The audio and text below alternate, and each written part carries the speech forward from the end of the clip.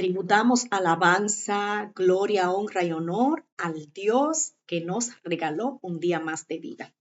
Agradecemos al Padre porque otros amanecieron hoy día muertos, pero usted y yo contamos todavía con la dicha y el privilegio que viene de allá del Padre, ¿verdad? De estar vivo. Y lo más lindo, de poder compartir la palabra del Señor. Y después de haber tenido una semana un tanto ajetreada, afanada, pues nos llega ese momento de refrigerio, ¿verdad? Ese tiempito de estar en la presencia del Señor y de compartir y de leer su palabra. Y fíjese que la parashá del día de hoy es una parashá interesantísima porque trata de la Parnasá. Y usted dirá, ¿qué es eso, Yocasta Parnasá? De la provisión que el Dios de Israel proveyó al pueblo mientras estuvo en el desierto. Y voy a estar leyendo en el capítulo 16, recordándoles que la parashá del tema del día de hoy es la parashá Beshalach, que trata de el maná que el pueblo de Dios recibió estando en el desierto. Así es que voy a compartir unos versículos del capítulo 16, la parashá, para aquellos que ven por primera vez, no es más que una porción de la palabra en estudio cada semana. Parashá no es más que estudiar la palabra toda la semana. Y el capítulo 16 del libro de Shemot, el libro de Éxodo, en su capítulo 16 dice de la siguiente manera: partieron de Elín y toda la asamblea de los hijos de Israel llegó al desierto de Sin, que está entre Elín y Sinaí, en el 15º día del segundo mes de su salida de la tierra de Mizraim. Toda la asamblea de los hijos de Israel se quejó contra Moshe y contra Aarón en el desierto. Los hijos de Israel dijeron: ojalá hubiéramos muerto a manos del Eterno en la tierra de Mizraim, cuando nos sentábamos junto a las ollas de carne, cuando comíamos pan hasta saciedad, pues ustedes nos han traído a este desierto para matar a toda esta congregación de hambre. Una cosa insoportable. Nosotros no somos fáciles. El Eterno dijo a Moisés: he aquí que yo haré llover para ustedes pan del cielo, y el pueblo saldrá y recogerá la porción diaria en su día. La porción diaria en su día. Eso tiene que ver con el pan que usted y yo recibimos cada día. Recuerda esta oración del pan nuestro de cada día. Dánoslo hoy, la provisión que el Eterno nos otorga cada día. Entonces dice: y el pueblo saldrá y recogerá la porción diaria en su día para ponerlo a prueba si seguirían mi enseñanza o no. Y sucederá que en el sexto día, cuando preparen lo que traigan, será doble de lo que recojan cada día. Será doble lo que recogen cada día, pero no es que ellos iban a recoger doble. Dice que después que lo recogían, cuando llegaban a la casa, se daban cuenta que habían recogido una porción doble sin siquiera planificarlo. A mí me parece que en el transcurso de regreso a casa, el Eterno traía la multiplicación. Moisés y Aarón dijeron a todos los hijos de Israel: al anochecer sabrán que fue el Eterno el que los sacó de la tierra de Mizraim, y a la mañana verán la gloria del Eterno, pues él ha oído las quejas de ustedes contra el Eterno. Pero nosotros, ¿qué somos para que inciten a queja contra nosotros? Moisés hablando: pero ¿por qué ustedes se quejan con nosotros? Y Moshe dijo: cuando al anochecer el Eterno les dará carne para comer y a la mañana pan para saciarse, por escuchar el Eterno las quejas de ustedes que incitan contra él. Pues nosotros, ¿qué somos? No contra nosotros son sus quejas, sino contra el Eterno. Moisés dijo a Aarón: di a toda la asamblea de los hijos de Israel: acérquense delante del Eterno, pues él ha oído la queja de ustedes. ¿La queja de quién? De ustedes. Vashelach. Vashelach. Esa es la porción del día de hoy, de la parashá del día de hoy. Y fíjese que esta parte de este capítulo habla de todo lo que es el relato, de la parte que tiene que ver con las provisiones que necesitó el pueblo mientras estuvo en el desierto. Y a mí me encanta porque empieza y dice que el 15 de Nisan, hablando, ¿verdad? Hablando de una fecha, el inicio, yo le mencioné una parte en la parashá anterior, y aquí está hablando del mes de Nisan, habla del mes de Iyar, y está diciendo, o más bien lo que está queriendo declarar, un tiempo. ¿Qué tiempo? El que transcurrió desde la salida de Israel, de Mizraim, desde la salida de Mizraim, del pueblo de Egipto, hasta el momento en el que se da la queja. Hay un lapso de tiempo y se calcula que había transcurrido 31 días, y que si se calculaba que en aquellos tiempos solamente se ingerían 2 porciones de alimentos al día, se dice que aproximadamente ellos ya habían consumido unas 72 comidas, ¿verdad? En todo aquel tiempo que duraron en el desierto, ya llevaban 32 días, y durante esos 32 días se prevé o se cree, ¿verdad? Por los cálculos, porque esta gente todo lo calculan y lo llevan al pie de la letra, se cree que ya habían tomado unas 72 comidas. Bueno, pues teniendo de esta, o partiendo ya desde esta premisa, entendemos que estas gente celebraron a partir de allí lo que se conoce como la fiesta de la Pesaj, que es la fiesta, ¿verdad?, que muchos de aquellos que estudian esta palabra desde su contexto original ya la saben, la fiesta de la Pesaj, que para nosotros desde esta parte occidental tiene que ver con lo que es la crucifixión de Cristo, la fiesta de la Pascua para ello, o Pesaj. Para nosotros lo conocemos también como fiesta de la Pascua, porque la Iglesia Católica hizo un trabajo tremendo y modificó unas cuantas cosas. Y en vez de llevar ese orden y celebrar lo que es la fiesta de Pesaj, que es lo que le pertenece al pueblo de Dios, católicamente la Iglesia introdujo ahí sus modificaciones, y nosotros celebramos lo que es la fiesta de la crucifixión, o Semana Santa, o Semana Mayor, o la fiesta de la Pascua. Hay muchos que le llaman la Pascua. Mi familia, he escuchado a algunos de mis familiares decir la Pascua. Mi mamá, por ejemplo, habla de el tema de la Pascua. ¿Cómo sabemos, Yocasta, que la Iglesia Católica tuvo su influencia en esa parte? Porque el ver todo lo que se da con nuestro Maestro y ver la crucifixión de Cristo nos deja saber que la parte, el acto de crucificar no es netamente nativo del pueblo de Dios. El pueblo de Dios no crucifica. El pueblo de Dios no usa lo que es el empaleamiento. Estas son prácticas que la utilizaba Roma. Y partiendo de aquí, pues deducimos, ¿verdad?, que hubo una modificación que la Iglesia Católica estableció ahí, ¿verdad? Por el poder que tenía, su influencia, estableció la parte de modificar, ¿verdad?, esta celebración y ajustarlo a lo que es el calendario gregoriano. Pues fíjense que mientras el pueblo estuvo en el desierto, se da una queja.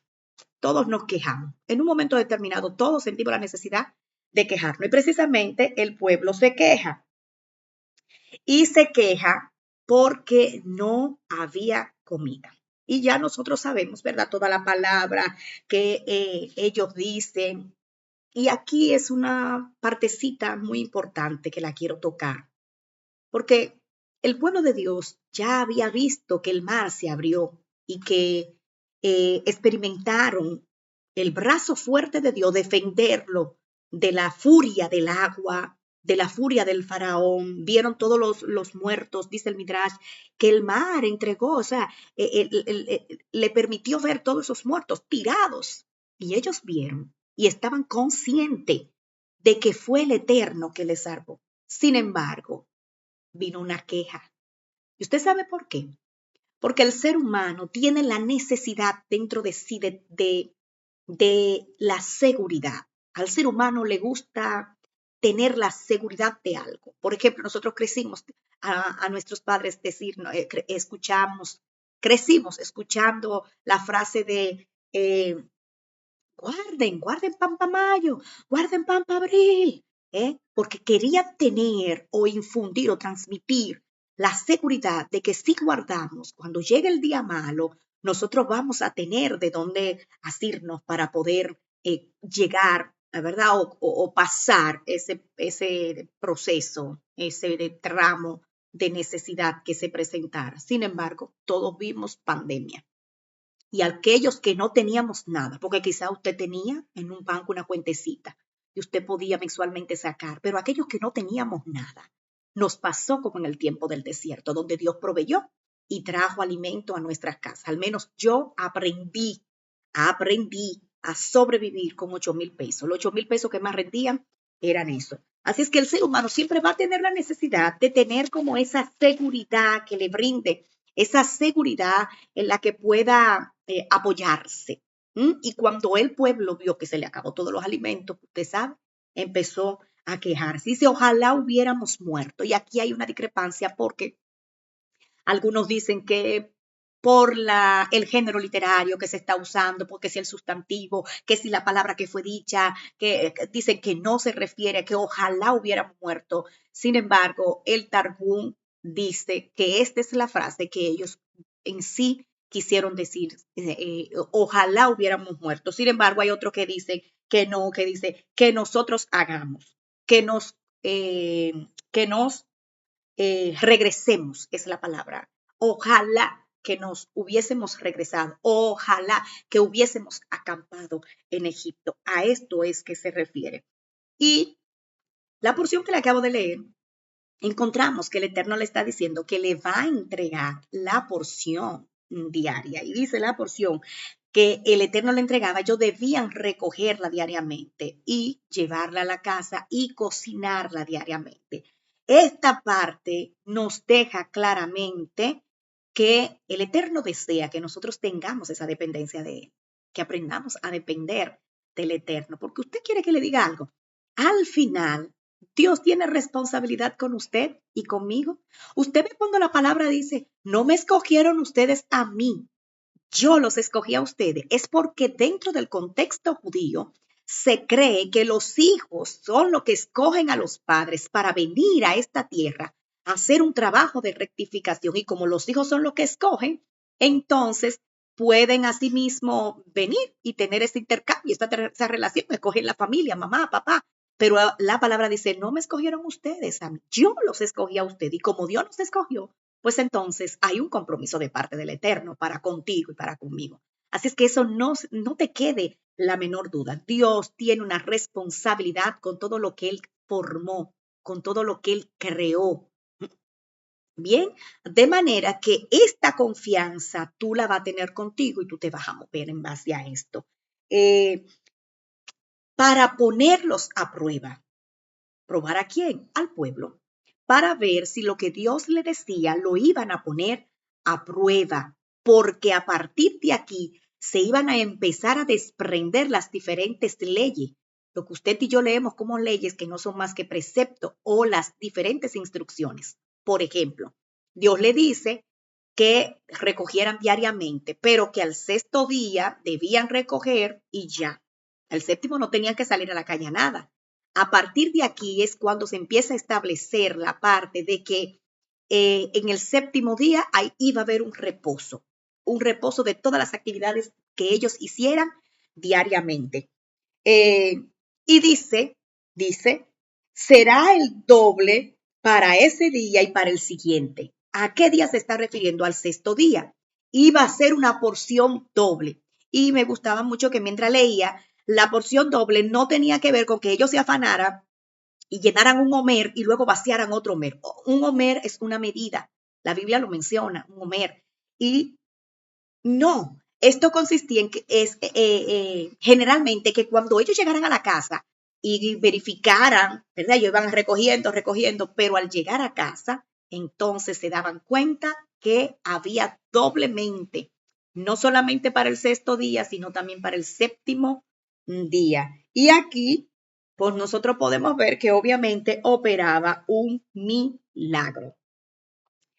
Cuando el Eterno le dice que a partir del sexto día al séptimo no podían salir, entonces aquí se origina el precepto del guardar ese día para tener un descanso, para tener un reposo, el día del Shabbat, que el pueblo de Dios, Israel, lo guarda, porque se dice que el cuerpo necesita un descanso, la tierra necesita un descanso. De hecho, el tema de la pandemia o de la pandemia, porque se dice que es un plan, ¿verdad? O que más bien que fue un plan, trajo ese reposo que cada X tiempo necesita la tierra para restaurarse. ¿Ah? Asimismo debe el ser humano tener ese tiempo de reposo para restaurarse. Y el Shabbat no es más que un descanso del día a día de la semana tan agitada y se dice que durante ese reposo las neuronas nuestras son restauradas y durante ese descanso pueden llegar nuevas ideas, pueden surgir nuevos proyectos, se pueden dar nuevas alianzas porque el Eterno empieza a tener un trato con su pueblo y empieza a ministrar lo que verdaderamente Él desea para los suyos. ¿Qué proveía el Señor al pueblo de Dios? Que era este famoso maná, una especie, vamos a decir como una especie de una harina que descendía y que de ahí ellos podían preparar diferentes alimentos. Y dice que el maná no solamente era como este polvito, sino que era asociado con la emanación divina. Era una provisión que venía directamente del Padre. ¿No? Era algo que le daba el Señor y como descendía del cielo, venía con unos nutrientes, tenía una sustancia, tenía unos componentes que tenía que ver con la parte física, pero también con la parte espiritual. Hablar de maná es hablar de esa fe emuná, esa fe que tiene ese entrenamiento, esa fe que no solamente tiene que ver con emuná, un entrenamiento, sino con bitajón, confianza, una seguridad de que es Dios que lo va a hacer o lo está haciendo. O sea, yo voy a aprender a depender de Él porque Él es el quien lo está haciendo. Existen algunos escritos antiguos que dicen porque yo misma, hay que ser sincero, yo misma llegué a preguntarme, pero señores, la gente no se cansó de comer maná, porque yo misma me canso de comer pan todos los días, o que me den lo que más me gusta, porque el ser humano tiende a cansarse. Y yo llegué a pensar y a decir, pero ¿será que ella no se cansaba? Dice aquí en este escrito que hoy leía, esto me impactó bastante, que en la medida en la que ellos comían el maná, saboreaban el maná, en lo que ellos se proponían que supiera el maná, a eso sabía el maná, que el sabor cambiaba. Y me impactó tanto porque hoy el Señor me despertó hablándome del poder de los pensamientos. Y era prácticamente como que ellos comieran el maná y usted empezara a pensar en lo que se estaba comiendo, o más bien lo que se quería comer. Y resulta que al momento de comerlo, pues el sabor era alterado, cambiaba. Lo que ellos sentían, querían, o ay, si yo pudiera comer hoy tal cosa, y empezaban a comerlo, a eso les sabía. Fíjese, mire, Dios es tremendo. Dios complace a su pueblo. El maná era un símbolo más que de alimentación, era un símbolo de conexión espiritual. Y cuando el pueblo se queja, que acusa a Aarón y acusa a Moisés le dice, Moisés le dice, la queja de ustedes no fueron con nosotros. La queja suya no es conmigo. Usted sabrá que usted se ha levantado y que usted se ha quejado en contra de Dios. Y mañana a la mañana usted mirará y verá que fue en contra de Dios. Y habla también de la parte, y al anochecer, le leí esa parte, ¿verdad? Resulta que Moisés lo que le está diciendo, ustedes sabrán porque ustedes mañana verán, ustedes van a ver. Ahora, ¿qué van a ver ellos? Bueno, iban a ver que su cara estaba resplandeciente, iban a ver que su cara había cambiado, iban a ver algo diferente, porque al momento de empezar a ingerir el maná, dice que como es un alimento divino, como es un chefa espiritual, como es una conexión divina, iba a transformar la vida, la cara, el rostro, los órganos de todos aquellos que empezaran a comer el maná. Y efectivamente, no se trataba de que iban a ver a la mañana siguiente la luz, la nube que le había protegido del calor, del sol, no. Iban a ver que todos ellos al momento de mirarse, su rostro resplandecía, porque el maná le venía a transformar su cara y su rostro. Entonces, a esto es que se refiere cuando habla de a la mañana siguiente. La queja de ellos no era tanto porque no tenían carne. Nosotros hemos enseñado, se quejaron porque es que no es fácil maná y que no había carne porque no había maná, más nada, maná. No, ellos tenían ganado, señores, ellos tenían de todo. Si hubiesen querido comer carne en sí, ellos hubiesen comido carne. La queja de ellos vino porque se les terminó el pan. Se les acabó el pan, porque aparte de que el pan era un alimento físico que satisfacía la necesidad de la materia, del cuerpo como materia, se le acabó la parte que lo mantenía conectado espiritualmente y ellos se turbaron. Ellos querían el pan.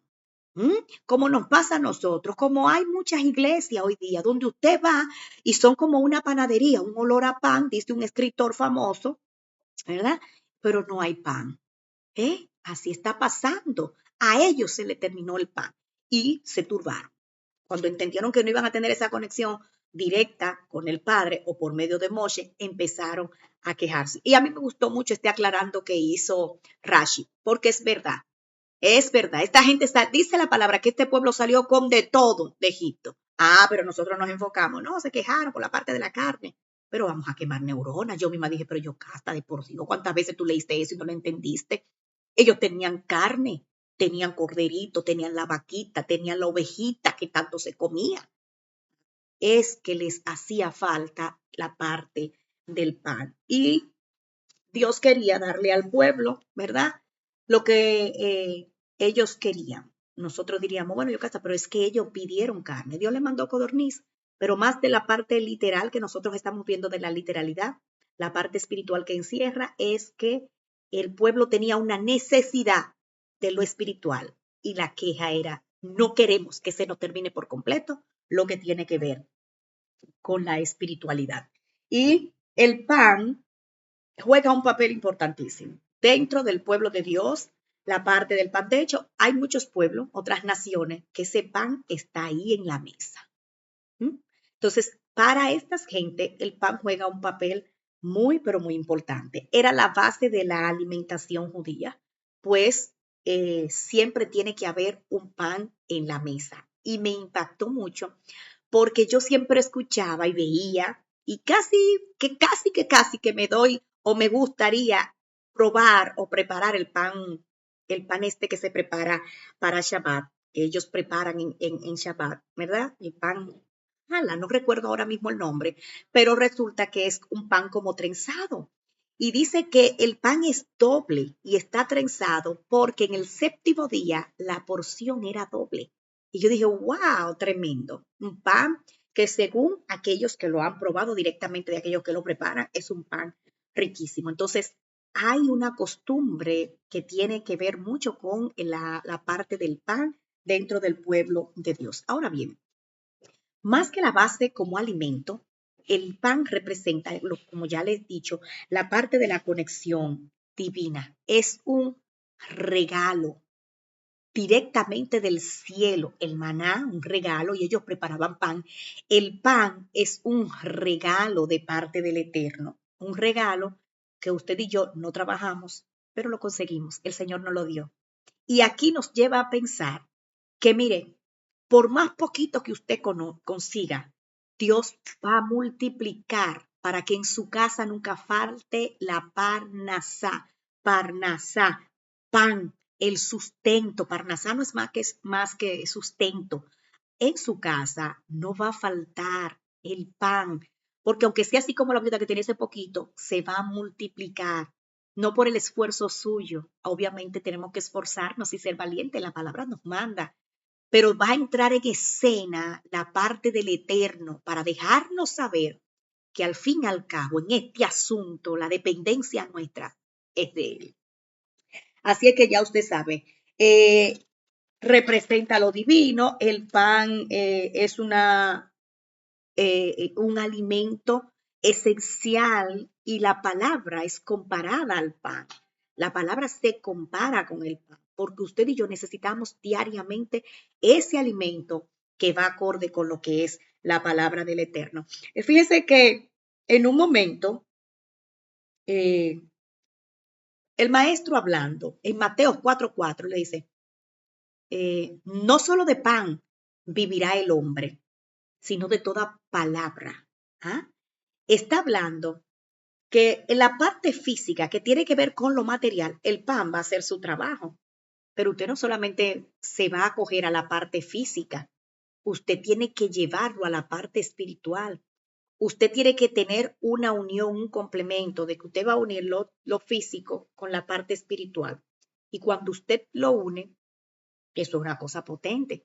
Entonces el maestro está diciendo, unan las dos partes, unan la parte física con la parte espiritual. Y cuando caminen en base a esto, ustedes van a ser efectivos. Cuando nosotros nos acojamos a esta parte, nosotros vamos a ser efectivos. El pan nos dice que así el ser humano no viene únicamente de la materia. El ser humano, aparte de ser materia, de tener este cuerpo, tiene incrustada la parte del alma, que es lo que compone la parte espiritual. El ser humano es físico y es espiritual. Por eso usted jamás podrá desvirtuar o desprender una cosa de la otra. Jamás será efectivo una persona que ande por ahí caminando, ¿verdad? Una persona que ande caminando desconectado totalmente del Padre, jamás podrá ser efectivo. De manera que usted, que por casualidad, di que por casualidad se encontró con este videíto, sepa que usted necesita llegar a tener esa relación con el Dios que le favoreció, el Dios que le formó, que le creó, ¿verdad? Y que le colocó en este plano. Necesitamos a Dios sí o sí. Ahí entra la palabra de que nosotros apartados de Él no vamos a hacer nada.